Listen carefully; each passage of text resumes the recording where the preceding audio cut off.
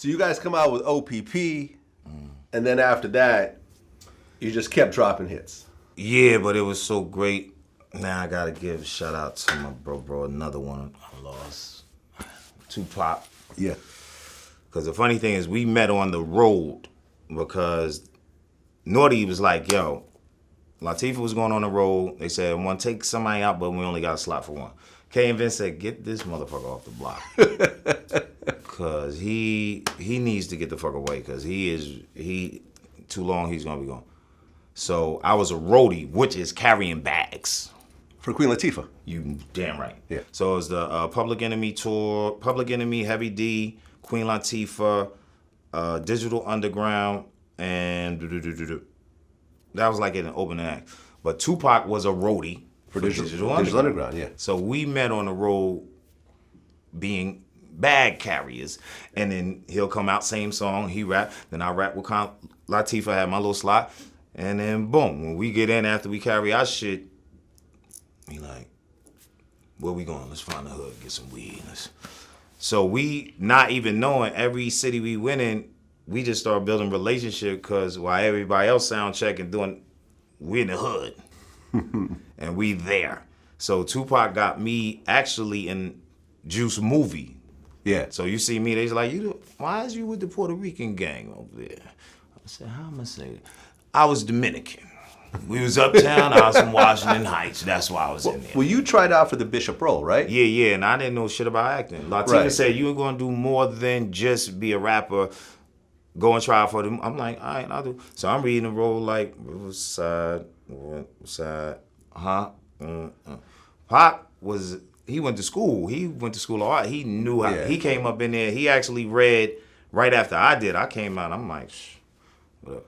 He go up in there, boom, he's just a motherfucker, you gonna live, die, bitch, bop, bop. I'm standing outside, I'm like, yo, you all right? He said, nah, I read for the road. I said, nigga, you better get that motherfucker, because you convinced my ass. He got it, and if you see, Pac always had his family. It was us, it was me, him, Ed Lover, Mo Preem, rest in peace again, Live Squad, from Queens, Big Stretch. He had like 7 of us in his suite, just because he kept everybody, and he was like, yo, I'm gonna get you in this role. So he had me, I'm an extra, I ain't even had no lines, but I was in the movie. So what was so crazy at the time, after OPP, Tommy Boy wanted to drop a whole nother like party record. I'm like, nah, man, nah. Let's do something on a whole different shit that's hardcore. So it was a big debate on what's coming after OPP. But the Juice movie was coming out at the same time, basically while I was there, and they needed a soundtrack song. So we had Uptown Anthem that we made for the movie, but on the album, and we put that on the soundtrack. Right. So then the movie put out, they wanted to do a video for Uptown Anthem. So when Tommy Boy seen the hardcore boom, boom, boom, boom, boom, boom, and it wasn't like a jolly party record anthem type shit, they was like, okay, I feel you. What do you want to do next? We said, Ghetto Bastard. Yeah. So they started listening, like, why you want to do that? I said, well, we had the ABC, Jackson 5 sample on that, OPP. This one has Bob Marley, Everything's Gonna Be All Right, but it's a conscious song. And back then, like, every song, what was beautiful about the 90s is like, every song sounded different. You had conceptual songs. You was talking about, so everything's gonna be all right, even though the title was Ghetto Bastard, and that was with the song Never Knew My Dad, Motherfuck the Fact, and they seen us in the projects and hustling and boom and that. They said, wow, that is great. That is great. So we did that, and then the big debate. Damn, man, what are they fucking, they got a new album, how they gonna top it? We said, watch what we do. They said, I think they can't never top OPP. We said, watch. We did Hip Hop Array song. Spike Lee did the video. Spike Lee did the video. Eazy-E is on 18th Street that we hustled on. If you see it look like a drive-by. but he comes out with water guns. Right. So in the movie Straight Outta Compton, when he was coming to see Cube in New York, he was there, but through all the years of me and Pac, every spot we went, we just had connects and vibes. So he was there in the video. Spike Lee directed it. We filmed that in Jersey, and we filmed it in Brooklyn, Flatbush. You feel me? And it was like, they did it again. Yeah, and it was just an ode to hip hop. You know what I'm saying? Hip hop song hooray, dedicated. ho, We love hip hop. hey. Thank you, hip hop, for saving our lives. Yeah, pretty much. And it was such a universal record. Even today, when you hear it, you can't help but to just fall in love with hip hop again. You know what I mean? We broke the record, most played hip hop song at the Olympics, most played hip hop song Super Bowls, most played hip hop song in halftimes, most played hip hop song NBA, NFL. Bam. And you guys were the first group to win a rap Grammy. Yeah, but let me tell you about this shit. Okay. Well, you know you in America, and you're still a nigga, cause they ain't even air our part. Really? Like, we couldn't go on stage. We had to go in the back and say thank you. So we couldn't even go on stage and thank nobody on television. Right, because Jay-Z, I think at one point, ended up boycotting the Grammys because they were doing that shit. That was after you guys won? Yeah, we boycotted their ass too after we had to walk out the back door with our Grammys. Yeah. Well, you did win a Grammy though. Motherfucking It's right. the Grammy winning group, Naughty by Nature. You motherfucker. You got to say that before you say Naughty by Nature. Moving kiss forward. my ass, goddammit. You ain't gotta invite me back. Fuck you. So you and Tupac stayed really close the whole time. Now you had mentioned, like I had, I know a lot of people that were really close to Tupac, and I remember me and QD3 got into this long conversation, and he was telling me how working with Tupac in the studio when he was producing him, he always felt like Tupac had this urgency to hurry up and get this music finished because he felt he didn't have a lot of time on this earth. Now you had said something similar. Explain. Basically, a lot of people don't know Tupac before he was born. Rest in peace again, Mama Afeni Shakur. Yeah. Like, she was pregnant, locked up. She was part of the Panther 21. He's a baby Black Panther, man. Like, he always said, my mouth gonna get me in trouble. But he was taught from a young age on what really the system and what America we really live in. You feel what I'm saying? Like, when we go to school, our Black history ain't teach us the Black history, the Black power history, what was going on. And it wasn't like it was on the media, anything else, and you looked at anything like that, like if they were urban terrorists. And everybody think they was thugs, the Panthers. They don't know they were scholars, they was teachers, they were professors, that gave all that up to put their life on the line for better all of us.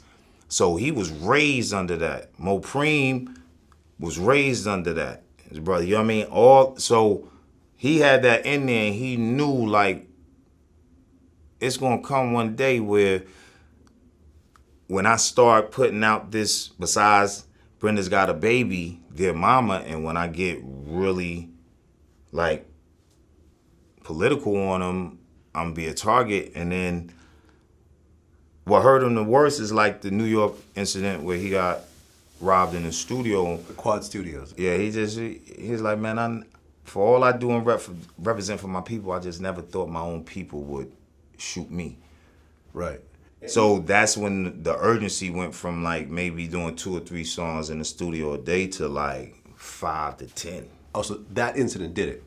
I mean, he was on it. He was recording way more than people was, like, but that what really turned it up, because he was like, it switched. It's like it's like me, I got jumped when I was in kindergarten by the Project Kids that was around the corner.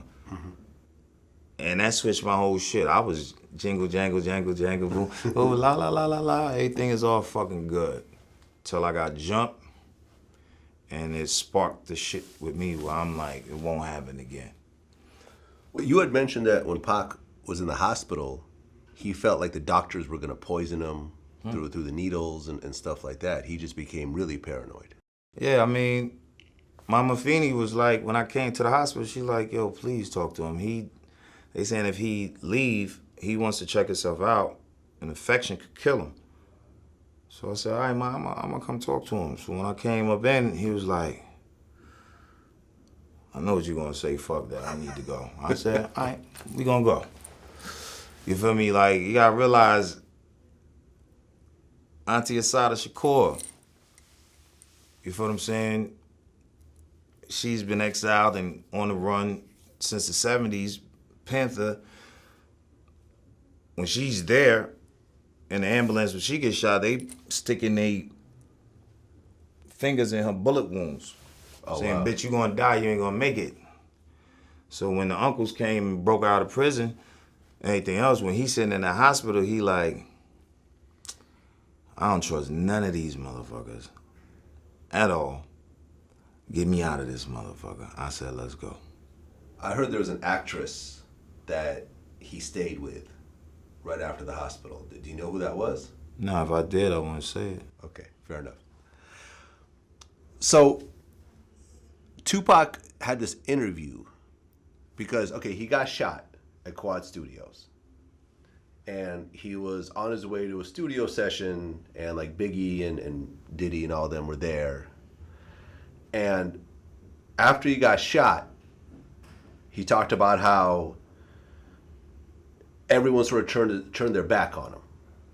That he thought that him and Biggie were friends, and Biggie didn't do anything to help him at that point. And the one thing that he compared that situation to was with you. He said, when Treach had problems with the Rolling 60s, I came in and I helped fix that situation. We all fix each other shit and everything else, but once Pac introduced me to Biggie, Biggie was my nigga, you feel what I'm saying?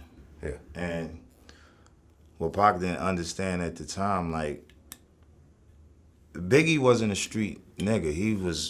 He's one of the greatest of all times and a great lyricist, but Biggie was basically telling stories of the ghetto he grew up in. Let me tell you some shit right now, man. What happened in that shit, Biggie had a lot of real live gangsters from the street with his circle. You feel what I'm saying? And Pac didn't understand that Biggie probably feared these motherfuckers, but Biggie loved Pac. You feel what I'm saying? And Pac's problem with Biggie was that he couldn't go, like, when shit happened with Pac, I go, he said, yo, put your ear on the street. I put my ear on the streets and we had, same with him, Biggie couldn't talk or go to none of them because he wasn't that street nigga.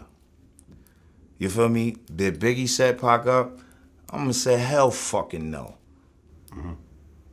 And Biggie couldn't go and tell nobody nothing. So many people was in the studio, motherfuckers just knew Pac was coming and just squatted in the wait for him. Well, I interviewed Napoleon. Mm-hmm. And them nephews. You feel what I'm saying? And listen, nigga, I'm Uncle OG. You feel me? They gonna ride no matter what when Pac. The thing is, Pac and Big never had a chance to sit the fuck down and get it where now both sides was all on, I'm riding with Big, I'm riding with motherfucking Pac. They die beefing, we gonna beef forever. Not the fuck on my watch. Cause I know real live fucking stories, man. Well, I interviewed Napoleon from the Outlaws. Mm-hmm. And that's nephew. Yeah. Mm-hmm.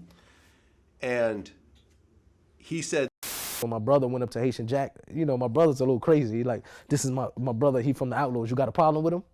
And Haitian Jack was like, oh, what are you talking about? You know what I mean? He was like, this is from the Outlaws, this is Napoleon, this is one of Pac homies, what's going on? And we started conversating with Haitian Jack, you know, we like, what happened in New York City when Pac got shot, you know, word on the street that you had some involvement with it.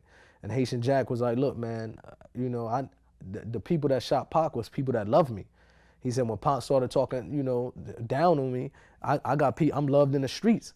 He said the people took it on their own. He said I never told them to go do it. It was just people that love me decided to take it in their own hands. He said, but it never came from me.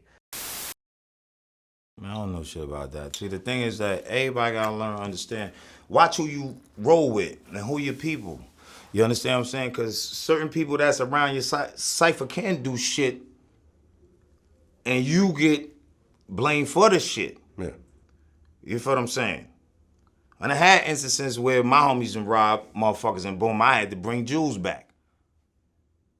You feel what I'm saying? Yeah. And they had to get chastised and motherfucking disciplined.